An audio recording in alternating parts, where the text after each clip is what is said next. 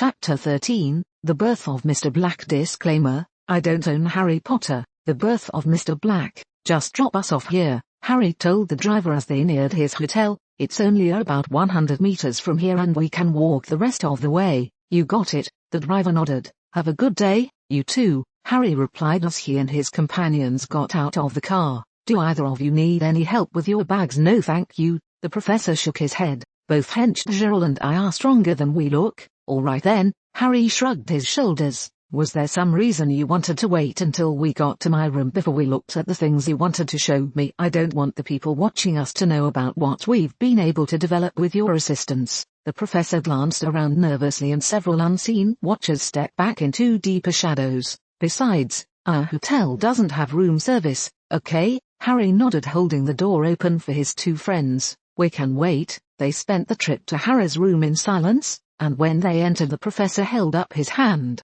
Would you mind putting up a privacy charm or two? I'd really rather not take the chance that anyone is listening in. One moment, Harry pulled out one of his new books and began flipping through it, then paused to study a page for a few moments. Absconditus or ratio? The professor looked around for a moment. What kind of spell was that? It was a spell that was used by one of the old Soviet organizations. Harry flicked his wand to put up a few more charms. I haven't used it before and it doesn't hurt to be redundant. No it doesn't, Mr. Black, the professor agreed, putting up a few spells of his own. I have your new wand here. The professor pulled out a small box. Take a look and tell me what you think. Harry removed the lid from the box and spent several moments gazing at the wand. It's so short. Yes it is, the professor agreed. Gives a bit more control on the wand movements. It also makes concealment much easier. Harry pulled it out and gave it an experimental wave. The handle feels a bit strange, and I'm not feeling any sort of magical connection. The handle's been designed to make it easier to retain in a fight, and you're not feeling a connection because we haven't connected it to you yet. The professor smiled.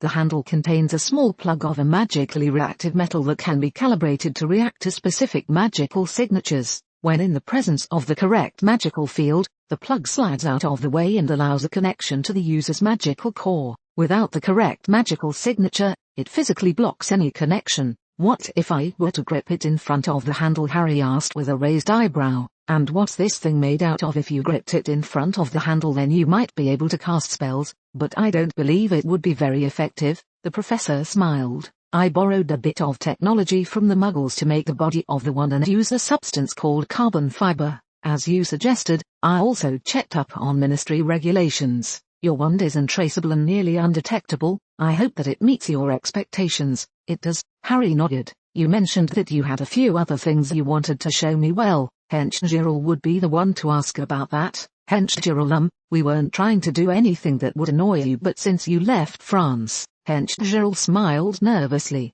Well, we've had a lot of requests from various law enforcement agencies on getting access to your flu tapping abilities, and we were wondering if we could get a look at it. I don't have the ability to tap flu. Harry looked at his companions with an odd expression. Why would they think I could? Of course you don't, Henchgerald nodded. But we were doing some research and I think we might have found a way to do it. Really? Harry raised his eyebrow. Tell me more. It's just a theory really, the professor interrupted, and I'd rather wait until we have a chance to test it before we explain it in depth, if you like. Harry nodded. It's still just a theory, Henchgerald agreed, but while we were working on it we came up with this. She pulled out another small box. We were able to miniaturize a connection to the flu network, but it's worthless. The professor entered the conversation. It's too small to put anything through it and we can't get much of an image. Can you still use it to communicate? Harry asked. Because if you could, then you've invented something rather useful,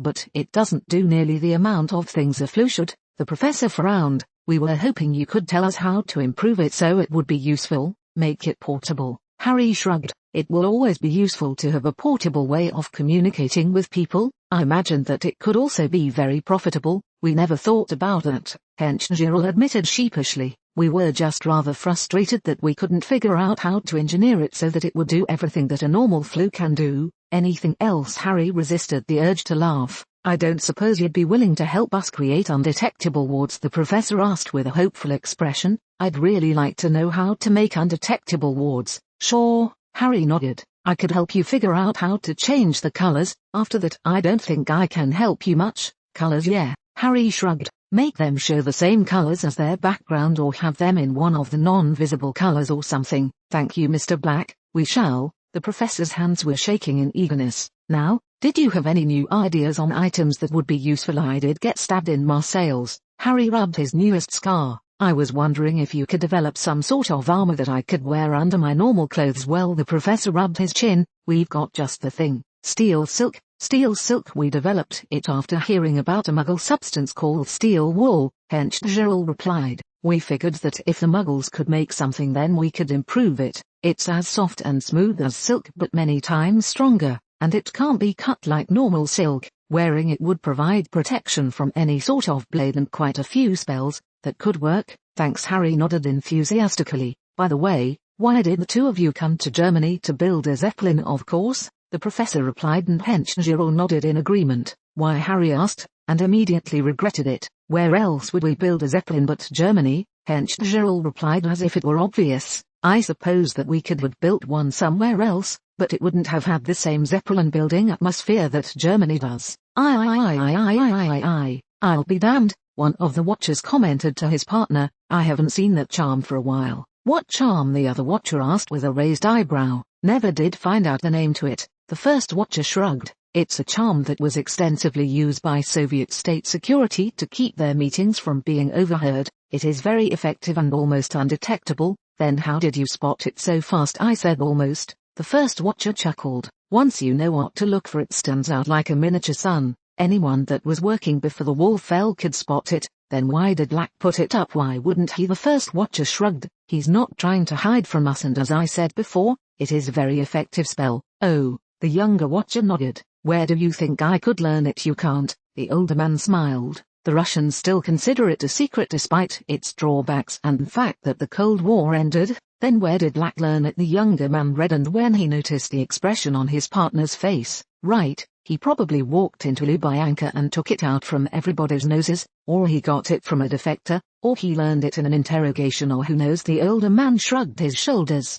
But I think that your story is the better one to repeat after work. The fact that he used that spell really only tells us one useful thing. What's that? It confirms that he was one of the heavy hitters during the Cold War. The older man smirked. Nobody else would know one of their spells. Oh, the younger man nodded. Should we report this? Report the fact that he used the spell and answer any questions they have. The older man nodded. And then come right back. Yes, sir. The younger man disappeared with a pop and reappeared in a busy office. What do you need? One of the men looked up from behind his desk to regard the new arrival. I was told to report that Mr. Black used an old Soviet spell, the young man replied. My partner said that it was the one that was easy to spot when you knew what to look for, but that it was still effective. I see, the man nodded. Was Black alone? He was in the company of two other individuals, a male and a female. Were you able to identify them? No, the young man shook his head. Black used code names when he talked to them. I see, the man nodded. You had better get back to your post. Yes, sir. The young man disappeared with a plop.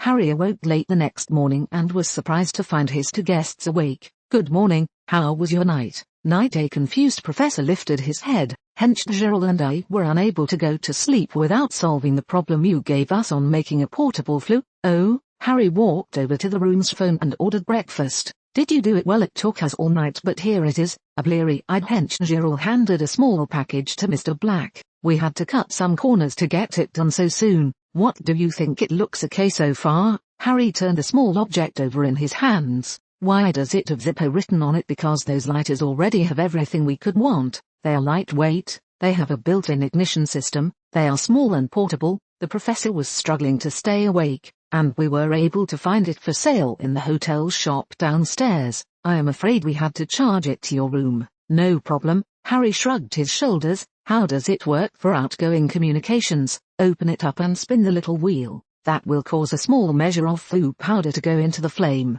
For incoming communications, it vibrates to indicate that someone is attempting to call you. The professor blinked his eyes. Hench Gerald thought that it might be a bad thing if it were to suddenly make strange noises at odd times. She was right. Harry nodded. Does it use standard flue powder or does it need some sort of special flue powder? Doesn't need flue powder. Hench Gerald smiled proudly. We managed to enchant it to transfigure the flint into flue powder. and we also managed to enchant the flint and fuel supply to be never-ending. Very nice. Harry rubbed his new toy appreciatively. Could you change it to only use a special kind of flu powder? Child's play, the professor replied. But why would we want to do that? Well, Harry started slowly. It seems to me that this little device will become quite popular in the future, and if it needs a special flu powder, then I imagine that the potential profit would be enormous. The professor and Hench Gerald shared a look. Profit? Yes, Harry nodded. You could make quite a bit of money with this little gadget. Money? Hench Gerald was astounded by the possibilities.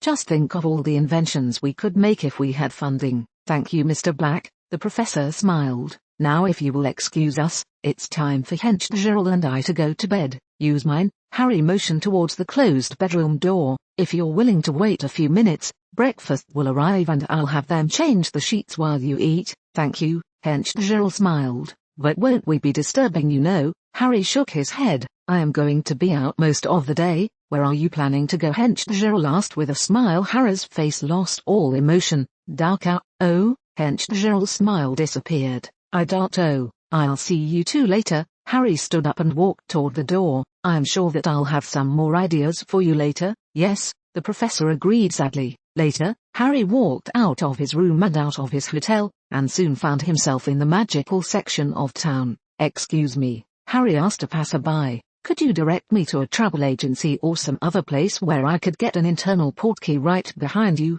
the man replied nervously. Thank you. Harry turned and walked into the shop. How may I? The shopkeeper trailed off when he saw the expression on his customer's face. What can I do for you? I need a portkey to Dachau and back. Harry's voice showed no emotion. How much? For 50 marks, the man replied nervously. Will that be all? Yes, Harry agreed coldly. That will be all. Here you are then. So the man handed over a short length of chain. It will activate in a few seconds. To return just say Berlin. Thank you. Harry took the portkey and disappeared. Harry spent an indefinite amount of time just wandering around the camp, staring with morbid horror at the crematoriums and gas chambers. Finally he found himself standing in front of the doors to the furnace in the northwest corner of the camp, staring dully at the manufacturer's name, Toffensohn. One by one, the camp's ghosts, their eyes still showing the pain of their last moments, surrounded him. Harry looked into their eyes and fell to his knees, taking several short breaths to keep his stomach under control. All around stood the victims of the camp watching him. I won't. Harry's lower lip quivered. I won't let this happen again. I swear to you that I won't fail again. I. Well, he's spent the entire day at the camp, sir, the young officer nervously replied. Earlier today, he muttered something about not failing again and never allowing it to happen again. Other than that, he hasn't made a sound. Show him what we found, the chief of magical law enforcement ordered, and ask for his help. So he made a vow, the older man replied, rubbing a spot on his forearm. We can't do anything. Yes, sir, the young man agreed. Do you really think he can help us? No, I don't think he can help us solve this case. The old man shook his head. I think he'll fulfill his vow and heaven help those poor bastards when he finds them. I understand, sir, the officer nodded. Do you want me to take anyone with me? I'll ask Grenzschutz 9 if they can spare a few men. The old man sighed. Have them shadow you, to provide any assistance you might require. Yes, sir, the young man agreed and turned towards the door. And Hans, the old man worked his jaw. Be careful, it would kill your mother if anything happened to you. Yes, Papa, I will be careful, the young man agreed without turning around. Goodbye, Papa, I promise that I will make you proud of me. You already have. Hans walked slowly towards the section of the building where the wards were thin enough to allow magical travel and then disappeared with a plop. Mr. Black. Hans approached slowly. My name is Hans Ritter, I am with the Bundesamt für Magie. Harry turned to stare at the man who had interrupted his contemplation. What can I do for you? We were wondering if you would be willing to help us with a case. Hans held out a folder. We've hit a dead end and we were hoping that you would be willing to use your unique insights to help us solve things. I am always willing to help competent law enforcement. Harry opened the folder. What's the case? A young Muggle-born girl was found murdered last week, Officer Ritter began. She was supposed to attend one of our magical schools later this year, and we believe that she was killed to prevent that. What about her family? Harry turned a page in file and froze, unable to take his eyes off of the photo of the young victim.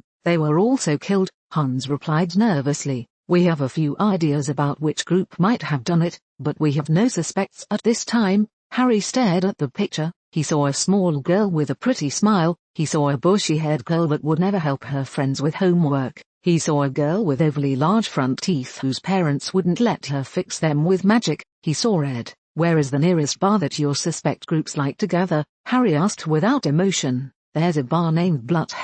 Hans nervously replied. I want you to know that most Germans aren't like this. Most of us find this as disgusting as you do. I know. Harry's voice showed no emotion. Take me to Blot. Yes sir, Hans agreed. If you'll just touch this bottle cap. The two men reappeared in front of a disreputable-looking building. Is this the place? It is, Mr. Black, Ritter agreed. But I don't think that anybody will be in for a few hours. Wait here. Harry walked toward the door. Reducto, you have a warrant? A slimy-looking man sneered from behind the bar. If not, then I'm going to have to ask you to leave. Shut up. Harry drew his new wand and hit the wall behind the man with a blasting curse. There were some murders committed. A little girl and her family were killed because she was magical, so the man replied nervously. One less mud blood. Harry walked towards the man and placed the tip of his wand on the man's kneecap. I suggest you tell me who did it and where I can find them. You can't do this. The man was shaking. There are laws that say you can't do this. There are also laws that say you can't go around killing little girls and their families, Harry retorted, and it offends me when people break them. Now answer the questions. I don't know anything, the bartender protested. Nobody's said anything. The kind of people that I'm looking for wouldn't be smart enough to keep their mouths shut. Harry's face looked as if it could have been carved from stone. Reduc, wait, the man screamed. Wait, I'll tell you everything. Yes, Harry agreed. You will. I. Hans was pacing nervously when Harry stepped out of the ruined bar. Well, do you know where Tierparkstrasse is? Harry asked, ignoring the man's questioning look. Yes, I do. Hans nodded. Why, take me there. All right, Ritter nodded, pulling out another portkey. The two men felt a pull from behind their navels and appeared in front of a large house. Do you have any information about one of your suspected groups being in this area? Yes, we do. Ritter nodded. Are they who you're looking for? Ignoring the man, Harry walked towards another house down the street. Knocking on the house's door, Harry waited calmly for one of the house's inhabitants to answer the door. What do you want? A dirty man answered the door. Are you a member of a group that believes in pure blood nonsense? Harry asked with a raised eyebrow. Yes, I am, the man sneered. Did you kill a young girl and her family to prevent her from getting a magical education? You a cop? The man grinned. You trying to get me to confess? No, Harry shook his head. I just wanted to make sure I got the right people. Reducto, Harry stepped over the body and into house. Is there anybody here who doesn't believe in a racist ideology? A dozen shocked men reached for their wands. I thought not. Reducto, Aduro, Repom. Nobody move. Several men in black ran into the room. Mr. Black, would you please lower your wand? The men watched nervously as Harry considered the question. Of course I will. Do you need anything else or can I go? You can go. The man nodded. Thank you for the help. Harry took out the length of chain that he had been given earlier that day. Berlin. What a mess. The man shook his head, looking round. He really doesn't believe in subtlety, does he? He normally does. Ritter shook his head at the mess. Most of his kills look like accidents or coincidences. I guess he didn't feel like making the effort today. What do you think set him off? Ritter paused, remembering his conversation with the enigmatic Mr. Black. The child. Black was angry about what they did to the child and his control slipped. Makes sense. The other man nodded. Better call the coroner and tell him to bring a mop. I'm going back to the office. Ritter held a hand in front of his nose to block out some of the smell. Can your men keep watch here? Sure. The other man nodded. Take your time. I'll be back as soon as I can. Ritter took one last look at the horrifying scene and disappeared. You know, the man addressed his team in a low voice. I think it's a shame that there weren't more of them here when Black arrived. The men looked at him with expressionless faces. On the other hand, he doesn't seem like the sort to stop here. He gestured towards the scene of carnage. I'm willing to bet that we're going to find quite a few more of these in the future. I'm also willing to bet that if something like this happened again in the near future, that it would be blamed on Mr. Black.